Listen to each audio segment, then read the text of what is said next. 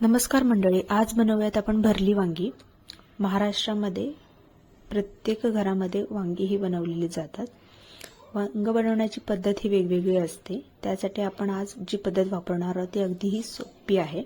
त्यासाठी ओलं खोबरं, लसूण, आलं, कोथिंबीर आणि भाजलेले शेंगदाणे आणि जिरं हे घालून आपण कोथिंबीर पण घ्यायची त्यामध्ये हे करून वाटण करून घेऊयात। वाटण हे थोडंसं जाडसर ठेवायचं मिक्सरमध्ये, कारण ना चव ही छान लागते थोडंसं जाडसर वाटल्यामुळे।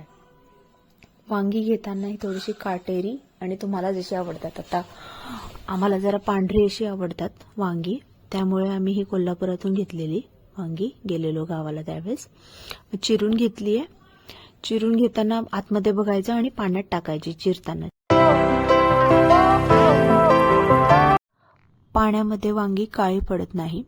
वाटण घेतले, वाटणमध्ये आपण कांदा खोबऱ्याचा मसाला घेऊयात, चटणी म्हणतो आम्ही त्यांना।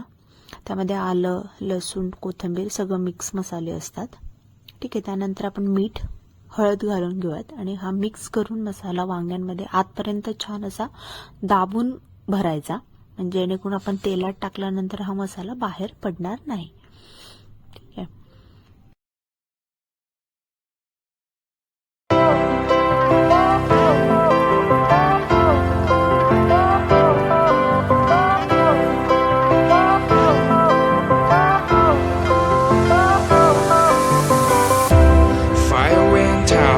Lights went down when you feel lost in your shadow.